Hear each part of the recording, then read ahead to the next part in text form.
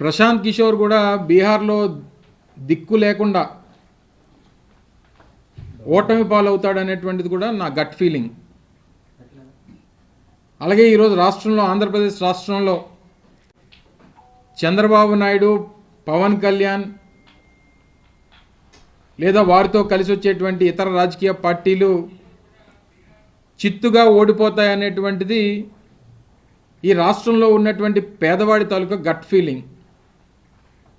మరి రాష్ట్రంలో ఉన్నటువంటి ప్రజలు, రాష్ట్రంలో ఉన్నటువంటి పేదవాడి తాలూకా అభిప్రాయాన్ని తీసుకుంటామా, లేదా ఎక్కడి నుంచో బీహార్ నుంచి వచ్చినటువంటి వ్యక్తి ప్రశాంత్ కిషోర్ లాంటి వ్యక్తులు మాట్లాడినటువంటి మాటను తీసుకుంటామనేటువంటిది ప్రజలు ఆలోచన చేస్తారనేటువంటిది ఒకసారి ఈ సందర్భంగా తెలియజేస్తా ఉన్నా. ఎందుకంటే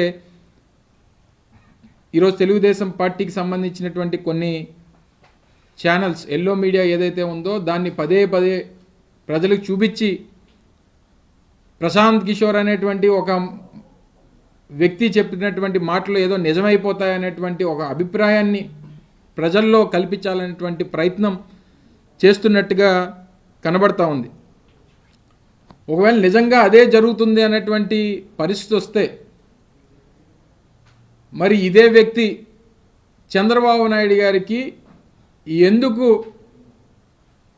వారు ఉచిత సలహాలు ఇస్తూ ఉన్నాడు, ఉచిత సలహాలు కాదులేండి, సలహాలు ఇస్తూ ఉన్నాడు.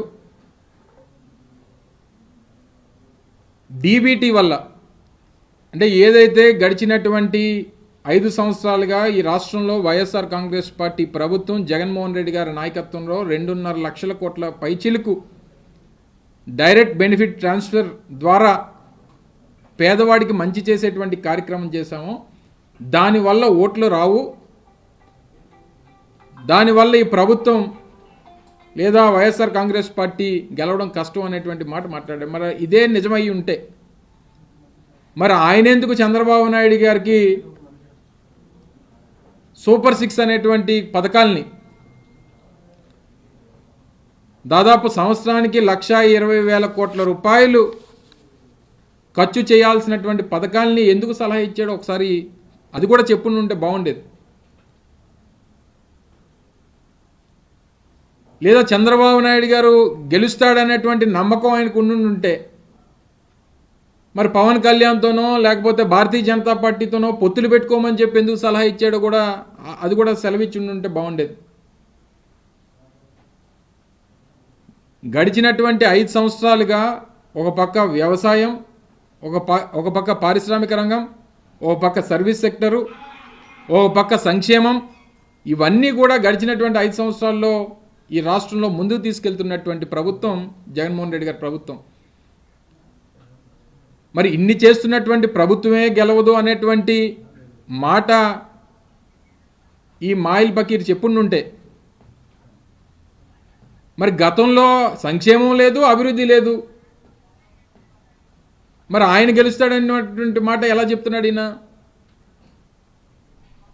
సో ఇవన్నీ కూడా ప్రజలు ఆలోచిస్తారు, ప్రజలు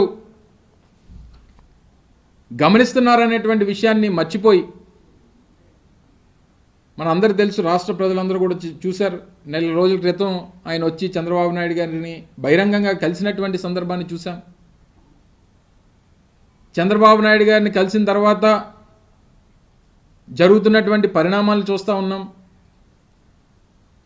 వారు మాట్లాడుతున్నటువంటి మాటలు చూస్తూ ఉన్నాం. బహిరంగంగా ఒకసారి, తర్వాత చంద్రబాబు నాయుడు గారిని కలిసినట్టుగా మనకు వచ్చినటువంటి ఆయనే దాదాపు 3-4 గంటల్లో రాష్ట్ర రాజకీయాల మీద మేము మాట్లాడుకున్నాం అనేటువంటి మాట చెప్పినటువంటి వ్యక్తి తర్వాత ఈ నెల రోజుల్లో అనేక మార్లు రహస్యంగా హైదరాబాద్లో కలిసినటువంటి సందర్భాలను కూడా చాలా మీడియా ఛానల్స్ కూడా చాలా సందర్భాల్లో ప్రస్తావించినటువంటి సందర్భాన్ని చూసాం. ఇవన్నీ జరుగుతున్నటువంటి క్రమంలో